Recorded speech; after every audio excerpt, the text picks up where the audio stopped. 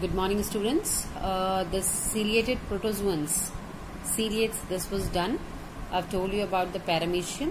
Now we'll move to kingdom fungi. आपका जो Protista kingdom था that is over. Okay. मोनरा में आपके क्या थे? प्रोकैरियोट्स थे. आपके प्रोटेस्टा में यूकैरियोटिक सेल्स थे और यूकैरियोटिक सेल्स भी मैंने आपको बताया था किस किस टाइप के हैं. प्रोटेस्टा में आपके प्रोटेस्टियन एल्गीज थे एंड प्रोटोजुअन प्रोटेस्ट थे. ठीक है. और आपके प्रोटोजुअन एल्गीज जो थे this was Chrysophyta, dinoflagellates and euglenoids. उसके बाद आपके प्रोटोजुअन प्रोटेस्ट थे जो कि फ्लैजिलेटेड प्रोटोजुअन्स थे, एमिबॉइड प्रोटोजुअन्स, स्पोरोजुअन्स एंड सीलिएटेड प्रोटोजुअन्स. ठीक है. तो ये सारे हमने क्लियर कर दिए हैं. Now kingdom fungi is there. Now fungis I hope everybody knows. They are the large and a successful group of heterotrophic organism with over 1,000 species. Now they range in a size from unicellular yeast. आपके yeast मतलब एक single celled वहां से शुरू हो जाते हैं. ये आपका yeast जो है सिंगल सेल है. और फिर इसके बाद toadstool, puff balls, stink horns occurs in a wide range of habitat both aquatic and terrestrial. तो आपकी जो फंजाइज होती है ना ये आपको हर जगह मिल जाएंगी. ठीक है.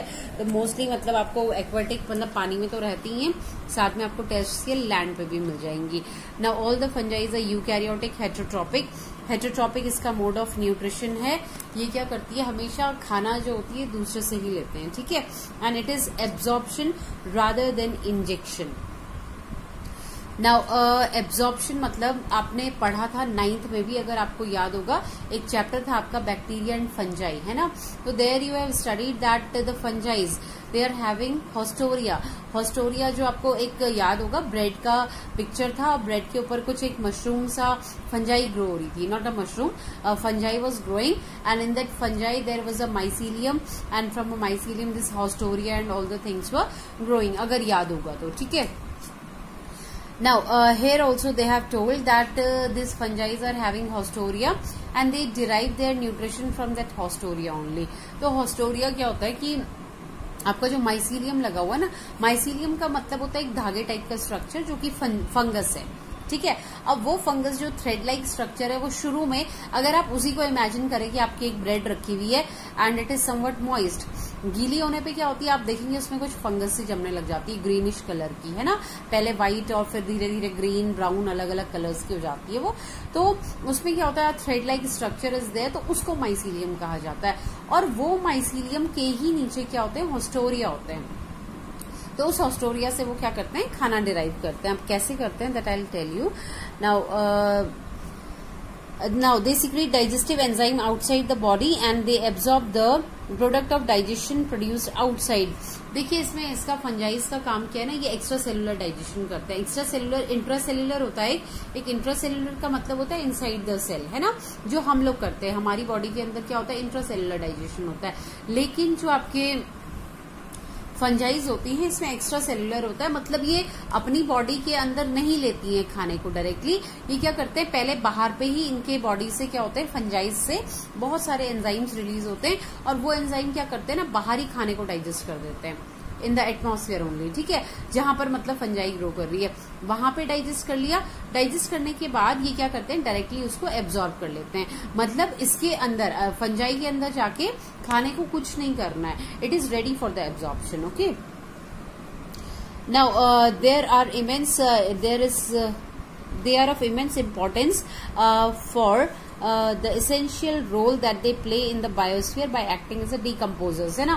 क्योंकि देखिए ये सारे के सारे हेटेरोट्रॉपिक मोड है. हेटेरोट्रॉपिक मतलब ये कहीं ना कहीं किसी और चीज पे रह रहे होंगे, है ना. तो वो कोई और चीज नहीं होती है, वो कूड़ा कबाड़, डेड, डिके ऑर्गेनिज्म होते हैं, उस पे रहते हैं. तो फंजाइज जो होती है वो बहुत ही अच्छा डिकम्पोजर का काम करती है. They have also been exploited by humans for economic and medical purpose, है ना. तो फिर बाकी इंसानों ने उसको मेडिकल पर्पज के लिए, अपनी कई और इकोनॉमिक इम्पोर्टेंस के लिए यूज किया हुआ है फंजाइज को काफी सारी जगह. Now fungis include numerous mould which grow on a damp organic matter such as bread. आपने ब्रेड पे देखा होगा, लेदर पे, डिकेइंग आपकी वेजिटेबल्स जो होती है, vegetation etcetera. Now unicellular yeast are found on, जो आपके सिंगल सेल यीस्ट होता है ये शुगरी सरफेस, जैसे मीठे आपके फ्रूट्स होते हैं ना, वहां पे आपको यीस्ट मिल जाएगा।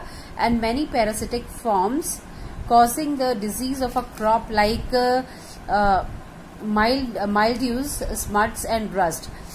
बाकी आपको जो क्रॉप्स होती है ना, तो क्रॉप्स में भी कई बार क्या होता है, ये फंगस लग जाती है ना, तो क्रॉप्स जब ग्रो कर रही होती है तो फंगस लग जाती है, तो वहां भी आप देख सकते हैं इसको।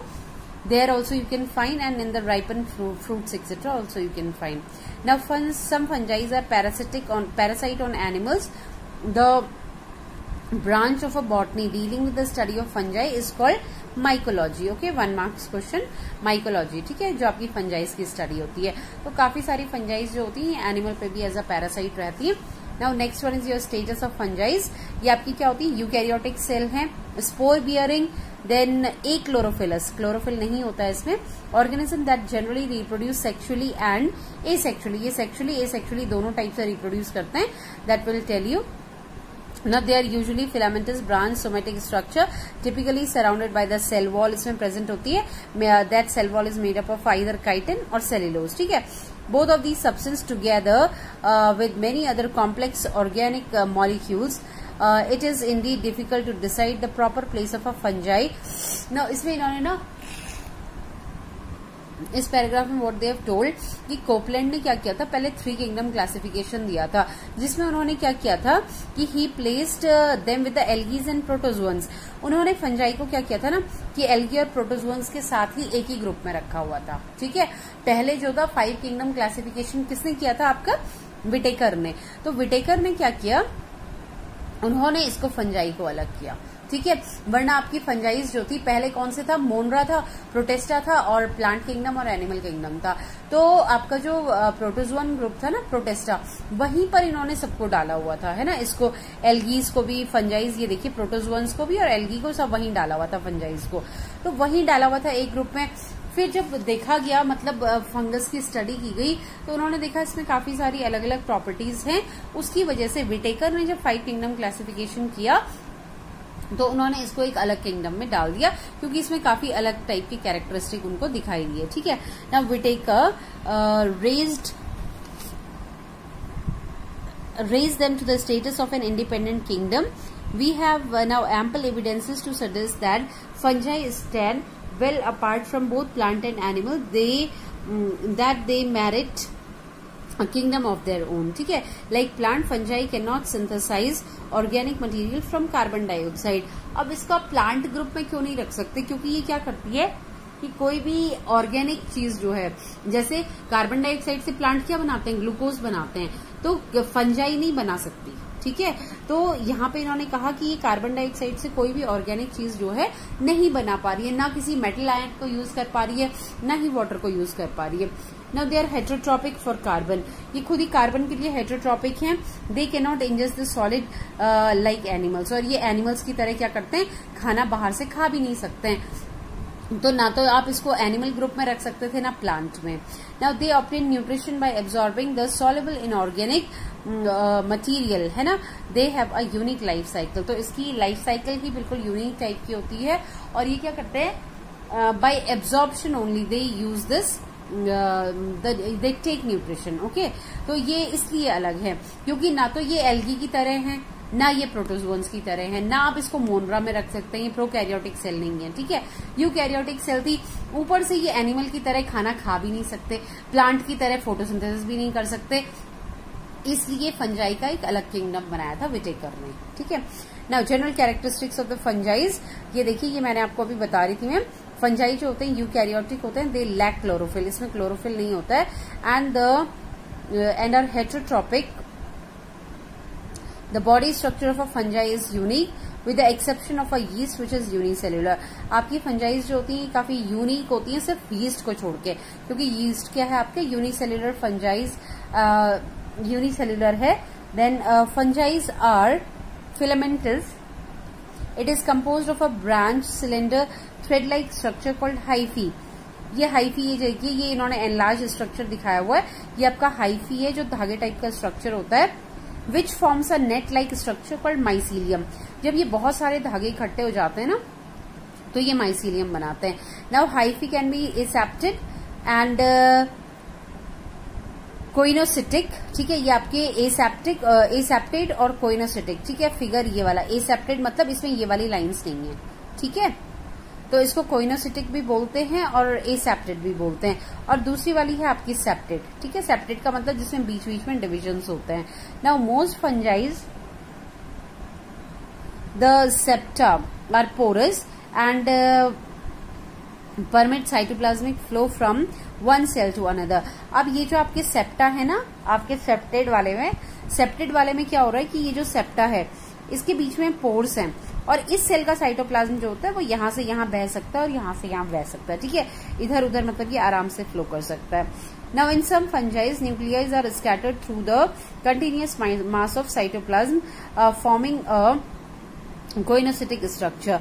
अब आपके किसी किसी फंजाइज में क्या होता है कि न्यूक्लियाई जो होते हैं ये सारे में स्कैटर्ड रहते हैं, ठीक है। स्कैटर्ड मतलब ये देखिए यहाँ पे भी दिख रहा है आपको, है ना, ये स्कैटर्ड से होते हैं, तो they are forming a coenocytic structure.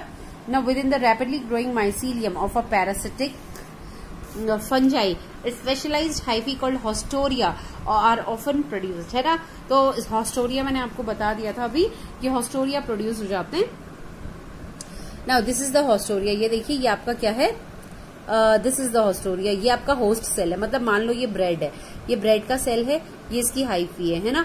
और ये देखिए ये हॉस्टोरिया क्या कर रहा है, ये अंदर जाके खाना एब्जॉर्ब करने का यहाँ पे काम करेगा। ये भी हॉस्टोरिया देखिए दूसरे वाले में, तो this one is okay.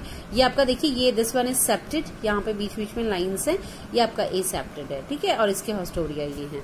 Now these are the structures in the fungi, the parasitic plants, short haustoria processes penetrate into the, जो आपके पैरासिटिक प्लांट्स होते हैं उसमें क्या होते हैं, छोटे छोटे हॉस्टोरिया जो होते हैं, they penetrate into the host cell and rapidly absorb the nutrition present in them, ठीक है। 49 का ए बी ये दोनों दिखाया हुआ है कि हॉस्टोरिया कैसे होस्ट सेल के अंदर जाते हैं and then they absorb the nutrition from the host cell. Now hyphae are very thin rigid wall made up of chitin nitrogenous containing polysaccharide. तो ये काइटिन जो है ये आपका एक नाइट्रोजन वाला पॉलीसेकेराइड है और जो सेल वॉल बनी होती है वो इसी से बनी होती है, ठीक है, हाइफी की। Now within the ectoplasm, the eukaryotic organelles such as, इसमें देखिए माइटोकॉन्ड्रिया है, Golgi apparatus, endoplasmic reticulum, ribosome, vacuoles are present. और जो ओल्डर हाइफीज होती हैं, ओल्डर मतलब जो पुरानी हो गई है, large vacuoles are formed and the cytoplasm is confined to the thin peripheral layer. मतलब इसमें पुराने वाली हाइफी में क्या होता है कि वैक्यूल इतना बड़ा हो जाता है ना कि साइटोप्लाज्म सिर्फ बाउंड्री में रह जाता है, पूरे सेल में क्या होता है सिर्फ वैक्यूल ही वैक्यूल प्रेजेंट होता है। Now the cells are entirely devoid of chlorophyll. Chlorophyll की इसमें जरूरत भी नहीं है क्योंकि उन्होंने क्या करना है, फोटोसिंथेसिस करना नहीं है उन्होंने, है ना। वो तो क्या करते हैं, दे आर आइदर पैरासाइट, मतलब हेट्रोट्रॉपिक मोड है ना, तो उन्होंने दूसरे से ही खाना लेना है, तो क्लोरोफिल का क्या करना है उन्होंने, ठीक है। नाउ फंजाइज आर एसिमिलेटिव मतलब वेजिटेटिव एंड रिप्रोडक्टिव फेज। इनकी लाइफ साइकिल में दो फेजेस होते हैं, एक है आपका वेजिटेटिव और दूसरा है रिप्रोडक्टिव। तो वेजिटेटिव फेज में क्या होता है, देखिए ड्यूरिंग द एसिमिलेटिव फेज ये अपने आप को ही ग्रो करते हैं। The hyphae mass grows from in the substratum, whereas the reproductive phase the mycelium grows aerially and produces the fruiting structure and the reproductive cells called spores. अभी देखिए पहले क्या करता है ना, ये जो फंजाई होती है ये पहले अपने आप को ग्रो करती है, मतलब ये वाला पोर्शन है ना मान लो, तो ये इतना अपने आप को ग्रो करेगा, जो वेजिटेटिव स्टेज होती है। और जो रिप्रोडक्टिव होती है उसमें ये स्पोर्स को बनाना शुरू करता है। ये इसके स्पोर्स हैं, स्पोर्स मतलब जिससे ये रिप्रोडक्शन करेगा, ये स्पोर्स इधर उधर फैलते हैं ना, तो और ज्यादा फंजाई ग्रो होती है। तो पहले ही अपने आप को ग्रो करता है, पहली फेज में क्या करेगा कि अपने आप को जो होस्ट सेल है उसके साथ अटैच करेगा, जो भी इसका सबस्ट्रेटम है उसके साथ अटैच करेगा, और उसके बाद जब इसमें स्पोर्स बन जाएंगे तो तब ये वाला पोर्शन जो है ये इसकी रिप्रोडक्टिव फेज है, ठीक है ना। न्यूट्रिशन देखिए, इसका न्यूट्रिशन जो होता है इससे इट इज मोस्टली हेट्रोट्रॉपिक, ठीक है, और इसमें this is heterotrophic, that is they require the organic source. इसमें कार्बन चाहिए नहीं, नाइट्रोजन चाहिए, usually in the form of the amino acids या फिर इनऑर्गेनिक आयंस, जैसे आपके पोटेशियम हो गया, मैग्नीशियम हो गया, देन ट्रेस एलिमेंट्स लाइक इसमें आयरन, जिंक, कॉपर हो गया, then organic growth factors, vitamin वगैरह, मतलब ये सब उनको चाहिए। तो ये सब कहाँ से मिलेगा, जो होस्ट सेल है उनको खुद कुछ नहीं करना, कुछ पकाना नहीं है, कुछ नहीं करना है, तो they will get it from the host cell. Now some fungis Particularly, the obligatory parasites require a wide range of ready-made components, while other can synthesize their own requirement, provided only with a source of carbohydrate and mineral salts. अब देखिए कुछ आपके obligatory parasites हैं जिनको क्या चाहिए, बिल्कुल सब कुछ, ये खुद कुछ काम नहीं करते और सारा का सारा खाना इन्हें प्रॉपरली पका हुआ चाहिए, और पका हुआ मतलब they only absorb the things from the surrounding area, they do not work anything, तो इसको कहते हैं ऑब्लिगेटरी पैरासाइट। और दूसरे जो होते हैं, दूसरे टाइप के, ये क्या करते हैं, दे ओनली नीड कार्बोहाइड्रेट और मिनरल सॉल्ट्स, और वो उसी से अपना खाना क्या करते हैं, सिंथेसाइज कर लेते हैं।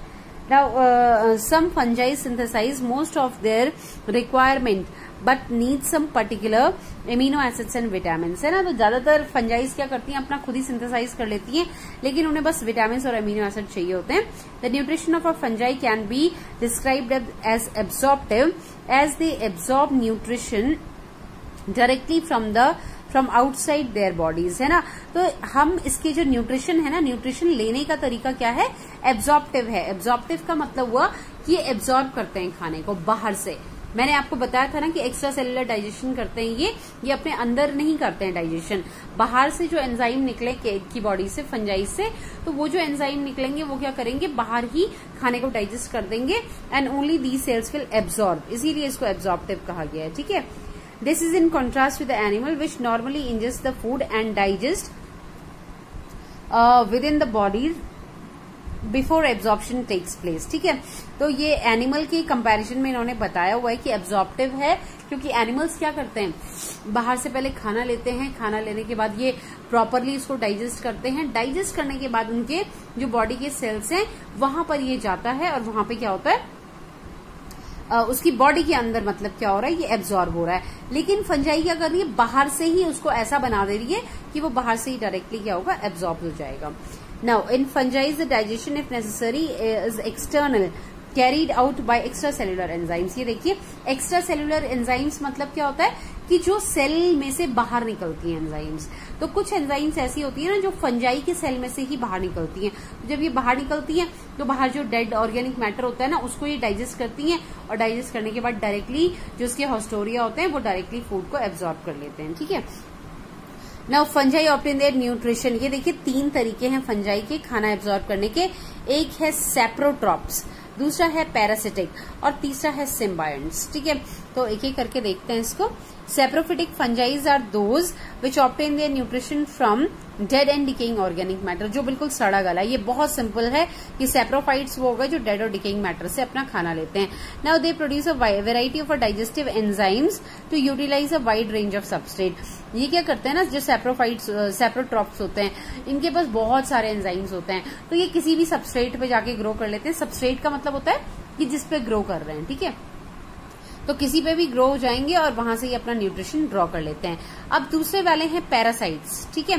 पैरासाइट्स जो हैं, these fungi obtain nutrition from the other living organism. ये दूसरे से लेंगे, क्योंकि ये पैरासाइट है ना, तो ये दूसरी लिविंग बॉडी में जाएंगे और वहां से अपना न्यूट्रिशन ड्रॉ करेंगे।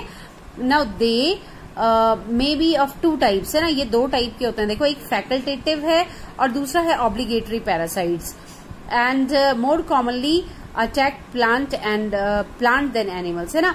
तो ये आपके क्या करते हैं, जो पैरासाइट्स होते हैं ये मोस्टली प्लांट्स को अटैक करते हैं देन द एनिमल्स। अब आपके ऑब्लिगेटरी पैरासाइट्स जो होते हैं ना, obligatory parasites do not normally kill their host cell. ये होस्ट को नहीं मारते हैं, लेकिन जो आपका फैकल्टेटिव होता है ना, ये होस्ट सेल को मार देता है, ठीक है। And live saprophytically on the dead remains, और जो मरा हुआ चीज होती है ना उस पर रहता है। फिर ऑब्लिगेटरी पैरासाइट्स क्या होते हैं, they are mostly powdery mildews, downy mildews, rust and smuts are usually restricted to a narrow range of a host from which they require specific nutrition. फिर आपके जो ऑब्लिगेटरी पैरासाइट्स है ये बहुत रेस्ट्रिक्टेड है, ये किसी किसी प्लांट्स में ही मोस्टली रहते हैं। लेकिन जो आपके फैकल्टेटिव पैरासाइट्स है ना, ये क्या करते हैं, they are less specialised and may grow on a variety of host. ये किसी पे भी ग्रो कर लेते हैं फैकल्टेटिव। देन फिर आपके ऑब्लिगेटरी पैरासाइट्स जो हैं, इनके पास क्या होते हैं, स्पेशल स्ट्रक्चर्स होते हैं एब्जॉर्प्शन के लिए, वो होते हैं हॉस्टोरिया। लेकिन जो आपके हॉस्टोरिया होते हैं ना, ये आपके फैकल्टेटिव में नहीं होते हैं। तो आपको क्या करना है ना, देखिए आपका एक सिंपल तरीका है न्यूट्रिशन का, 3 हो गए, सैप्रोफिटिक, पैरासिटिक, सिम्बायोटिक, ठीक है। सैप्रोफाइट का सिंपल मीनिंग है कि डेड और डिकेइंग मैटर पे वो ग्रो करेंगे। पैरासिटिक है, पैरासाइट आपके 2 टाइप के हैं, एक है आपका one is your obligatory and other is your facultative, ठीक है।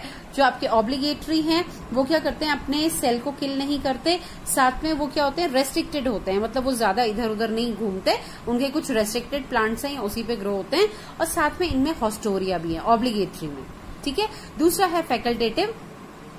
फैकल्टेटिव जिस पे भी रहेंगे ये उस सेल को मार देते हैं, ठीक है।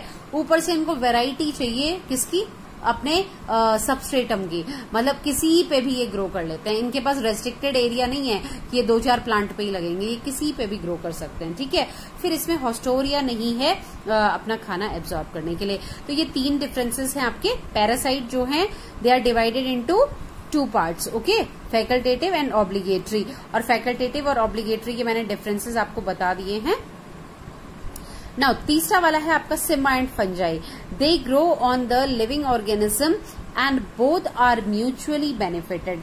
ये आपका बहुत ही अच्छा वाला एक तरीका है रहने का, सिम्बायोंट फंजाई। सिम्बायोंट मतलब ये म्यूचुअल तरीके से रहते हैं, मतलब दोनों को फायदा होगा, जो आपकी फंजाई है उसको भी फायदा हो रहा है और जिस होस्ट सेल पे ये रह रही है उसको भी फायदा हो रहा है। तो यहाँ पे क्या है ना, लाइकेंस और माइकोराइजा इसका बहुत ही अच्छा एग्जाम्पल है, ये एग्जाम में आता है, ठीक है। मैंने इसलिए इसको आराम से मैं पढ़ा रही हूँ, symbiont fungi, this comes in exam, कि लाइकेन और माइकोराइजा का जो एक एग्जाम्पल है, in which category does it come, ठीक है। तो it is an example of symbionts. तो लाइकेन्स जो होते हैं ना यहाँ पे, they are symbiotically associated with between the algae and fungi.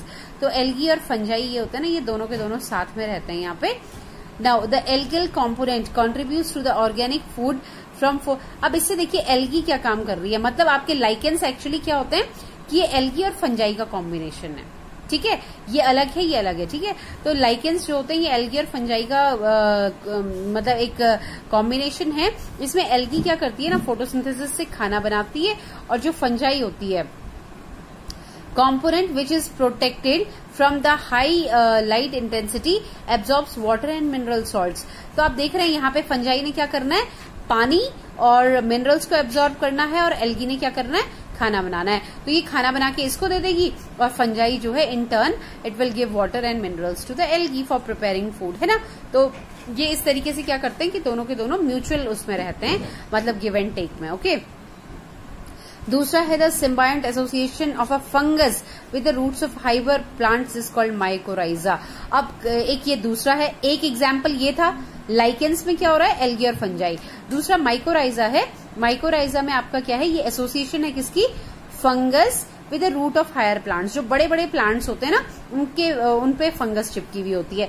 तो यहाँ पे क्या करेंगे, plant is benefited bye association absorbing water, nitrogen and minerals, ठीक है। अब यहाँ पे फंजाई ने क्या करना है, वाटर एब्जॉर्ब करेगी, नाइट्रोजन एब्जॉर्ब करेगी और मिनरल्स एब्जॉर्ब करेगी, ठीक है। तो फंगस ने ये सब एब्जॉर्ब करके किसको दे दिया, हायर प्लांट्स को, और प्लांट ने क्या दिया, जो पका हुआ खाना है, जो ग्लूकोज है या स्टार्च है, कार्बोहाइड्रेट है, वो फंगस को दे दिया। तो यहाँ पे क्या हो रहा है कि दोनों का गिव एंड टेक है, ठीक है। Lichens I am again telling you, lichens is association of algae and fungi, mycorrhiza is association of fungus with the higher plants, roots of higher plants, okay.